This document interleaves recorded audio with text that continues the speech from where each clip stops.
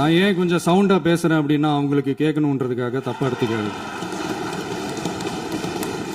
அதே மாதிரி பெண்களோட பாதுகாவலர் நாங்க தான் அப்படின்னு சொல்லிக்கிறவங்களை கேட்கிறேன், எத்தனை பெண்களுக்கு அமைச்சர் பதவியில இடம் கொடுத்தீங்க கொஞ்சம் சொல்ல முடியுமா? எங்க அரசுல 4 சகோதரிகளுக்கு அமைச்சர் பதவி கொடுத்திருக்கிறோம். அதனால மக்களால் நிராகரிக்கப்பட்டு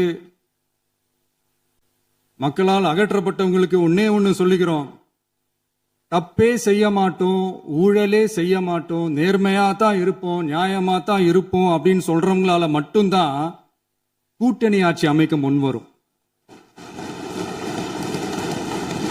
ஆட்சியிலையும் பங்கு அதிகாரத்திலையும் பங்கு கொடுக்க முன்வரும். ஊழல்லையே ஊறி போனவங்களால இந்த கூட்டணி ஆட்சியோ ஆட்சியிலையும் பங்கோ அதிகாரத்திலையும் பங்கு கொடுக்க முன்வராது. மெஜாரிட்டி இருந்தாலும் தரமாட்டாங்க, மெஜாரிட்டி இல்லைனாலும் தரமாட்டாங்க. கேட்டா ரெடிமேடா ஒரு பதில் ஒண்ணு